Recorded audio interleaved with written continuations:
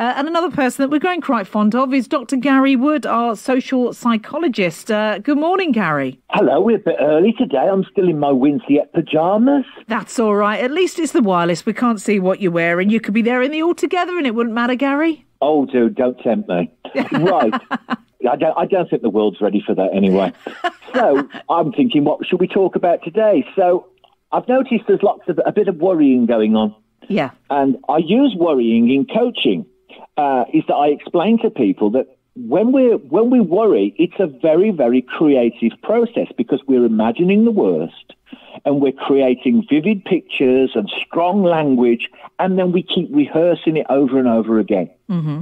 But we can use those are skills. We've all got worrying skills. We can use them in a more positive way. So it's all about using those skills that we have, but switching the emphasis.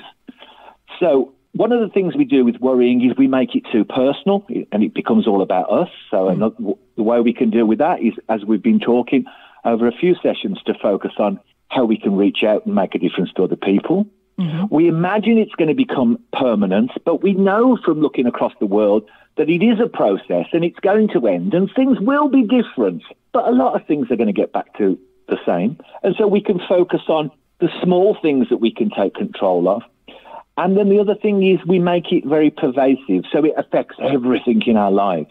Yeah. So whenever you're thinking about language, nothing will ever be the same. It's ruined everything.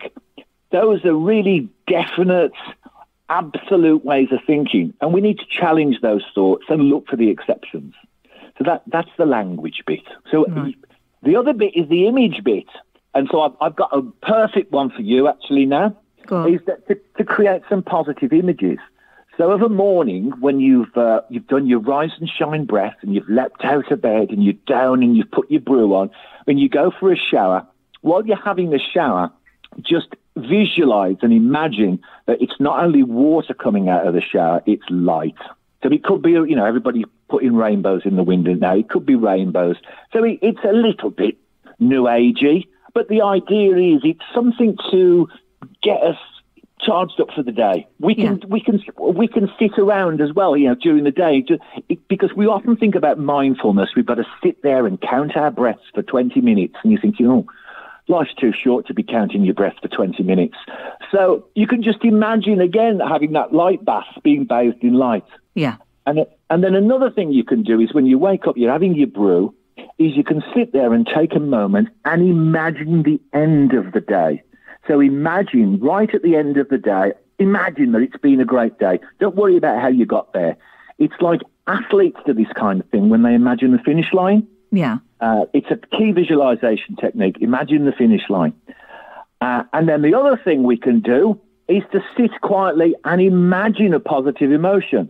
So imagine what it's like in our bodies to feel joyful, to feel excited, to feel happy. Think of a moment when you were happy. So we can just punctuate the days with these little bits of positive worrying. Right, okay. So, does it count then, if we're looking to the end of the day, when I get up, I pat my bed every morning and say, don't worry, I'll soon be backing you again. Is that positive or negative thinking? I think so. No, but I think the thing is it's a bit of a routine and it's a nice little gesture, isn't it? And it's kind of, obviously bed feels a very safe place, but you're reminding yourself at the end of the day, you're coming back to a safe place. So no matter what's happened, you're coming back to a safe place. And I think you are right, though. People are worrying a great deal. And this is what we're seeing, messages saying that life will never be the same again. And you read that and you think to yourself, oh, God, life will never be the same again. That's it now. But actually, in some ways, as one of our previous guests has said, that actually things might change for the better. Well, I can think of one example where things will change for the better. One of my pet hates, you go into those independent coffee shops and they've got planks in the window with cakes uncovered. Yeah. I hate it. Oh. But now they're going to have to cover them, aren't they? Yes. So, yeah. No, I will walk past the shop. I'll think, that cake. Oh, no. Because you don't know who's been coughing over it. No, so now we've become more aware.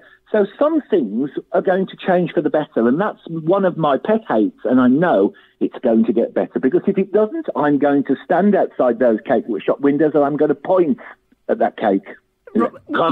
You point at that case, and that is, I'm the same as you. When you go into these places and you're thinking, who sneezed, coughed, generally reached out at that, it's like, I'm not eating you. Exactly. So there are ways in which, and you think about people have become a little bit more aware of hand washing and that. So it's entirely possible that when this is over, we're probably less likely to catch colds and the flu if people are carrying these on. So there are positives as well. It is a lot of upheaval, but it's important not take it too personally. Don't see it as permanent, and don't see that it's going to affect everything forever and nothing will ever be the same.